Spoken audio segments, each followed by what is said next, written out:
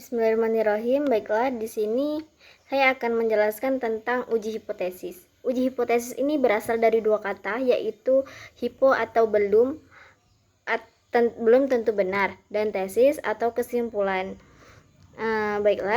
Hipotesis ini merupakan jawaban sementara atas pertanyaan penelitian. Ada dua hipotesis dalam penelitian. Yang pertama itu adalah hipotesis alternatif atau HA dan hipotesis nihil atau HO. Hipotesis alternatif ini dapat mempengaruhi yang signifikan dari penggunaan game online terhadap prestasi belajar pada pembelajaran mahasiswa ekonomi. Sedangkan hipotesis nihil atau HO merupakan tidak terdapat pengaruh yang signifikan dari penggunaan game online terhadap prestasi belajar mahasiswa pada pembelajaran ekonomi. Yang pertama yang perlu kita persiapkan yaitu data yang dianalisis. Yang kedua yaitu aplikasi SPSS.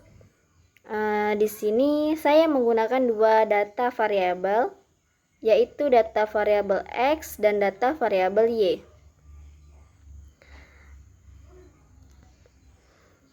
Angka yang ada pada data ini saya dapat dari hasil yang sudah dianalisis. Yang saya analisis itu mengenai pengaruh penggunaan game online terhadap prestasi belajar mahasiswa ekonomi. Baiklah, kita langsung saja. Bagaimana cara menguji analisis bentuk T dan bentuk F? Dari uji hipotesis yang sudah dijelaskan, yang pertama yang kita lakukan untuk menguji hipotesis tersebut yaitu kita mengcopy semua data-datanya. Setelah itu kita copy dulu. Setelah kita copy, kita buka aplikasi SPSS. Tinggal dimasukkan. Setelah kita copy datanya, kita masuk ke variabel view name-nya. Kita ganti pertama itu X, yang kedua itu Y. Nah, tabel ini kita agak tercip. Kita tulis yang pertama pengaruh game online game online. Yang kedua itu kita tulis pengaruh prestasi belajar. Setelah itu kita masuk ke analisis. Nah, selanjutnya kita kembali ke data view. Lalu kita klik analyze. Setelah itu kita pilih regression. Setelah itu linear. Nah, untuk data ini kita tidak boleh salah untuk mengisi dependent dan independent. Jadi dependent itu kita isi yaitu pengaruh prestasi belajar, sedangkan independentnya kita isi pengaruh game online. Setelah itu kita okekan. Nah, setelah itu akan muncul tabel-tabel seperti ini. Ada model summary, ada ANOVA, dan masih banyak tabel lagi. Ada koefisien.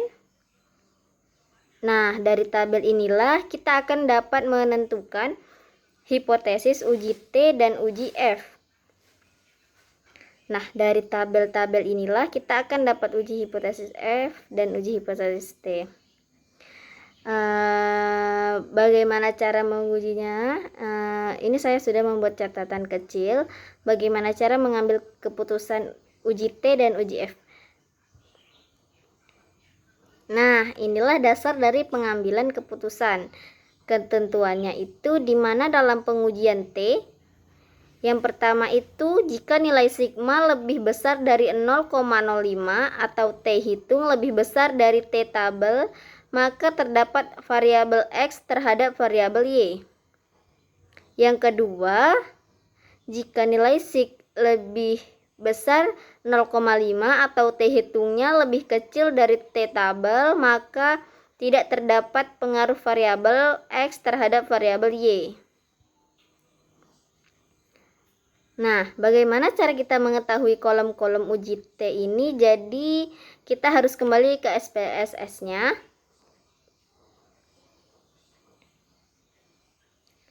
kita dapat mengetahui uji T itu dari koefisien. Nah, ini merupakan T hitung. Nilai T hitung ini merupakan nilai yang ada pada kolom ini. Merupakan nilai T hitung. Sebelumnya, kita copy aja dulu untuk mempermudah kita dalam menyelesaikan. Nah, ini merupakan nilai T hitungnya. Nilai T hitung ini kita dapat memulainya dari kolom yang ini. Sedangkan nilai dari signifikan kita dapat pada kolom yang ini. Jadi nilai sigma 0,01, sedangkan T hitungnya 4,66. Nah, setelah ini kita melihat nilai berdasarkan sig terlebih dahulu, di mana nilai sigma adalah 0,01, sedangkan nilai tempatnya yang di sini adalah 0,05. Jadi 0,01 pasti lebih kecil daripada 0,05.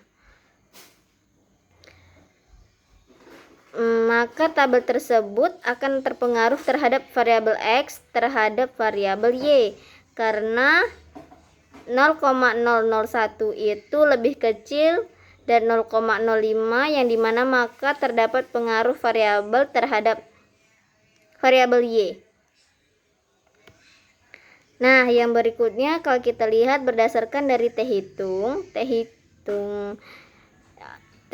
yang ini, caranya kalian harus memiliki T tabelnya.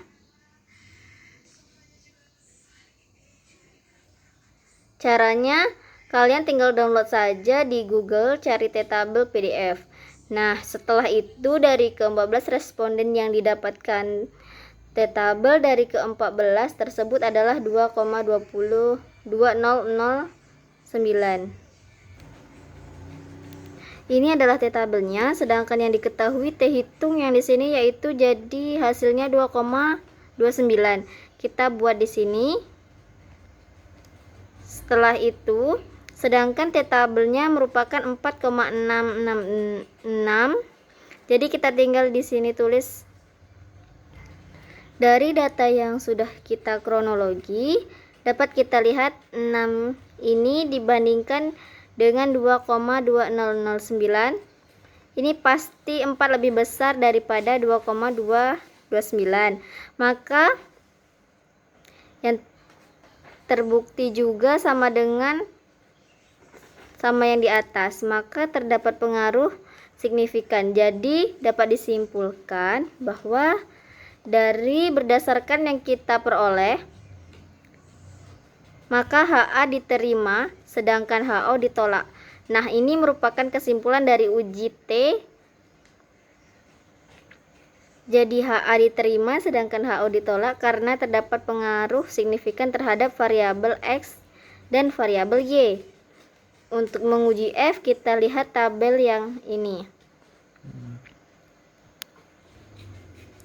Yang pertama kita kopikan aja untuk mempermudahnya. Nah, ini saya sudah membuat catatan bagaimana dasar pengambilan keputusannya, yaitu jika mengambil nilai signifikan lebih besar dari 0,0,05 atau F hitung lebih besar dari F tabel, maka terdapat pengaruh variabel X terhadap simultan terhadap variabel X. Dan jika nilai sigma lebih besar dari 0, atau lebih kecil dari F terhadap F, maka tidak terdapat pengaruh signifikan. Variabel X secara simultan terhadap variabel X. Nah, jika kita mengambilnya nilai F hitungnya berdasarkan F hitungnya, maka ini kolom untuk melihat hasil F hitung. Dan jika signifikannya, maka data ini yang kita pakai.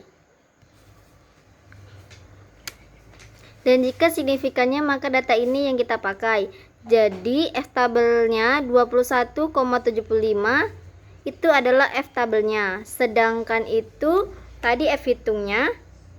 Jadi F tabelnya kita dapat dengan cara mendownload aplikasi di Google F tabel PDF. nanti akan muncul itu.